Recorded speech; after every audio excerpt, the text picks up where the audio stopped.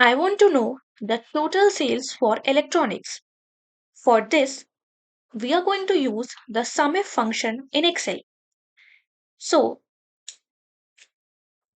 here I am writing the formula sum if open bracket. Here, the SUMIF formula wants three things: the range, criteria, and the sum range. The range is where Excel finds your criteria. So, our range will be product category.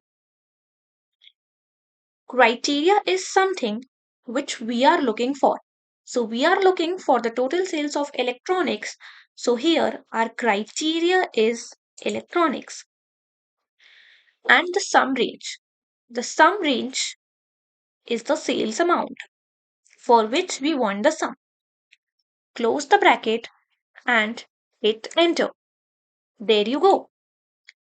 The Excel finds the total sales for electronics 86,000.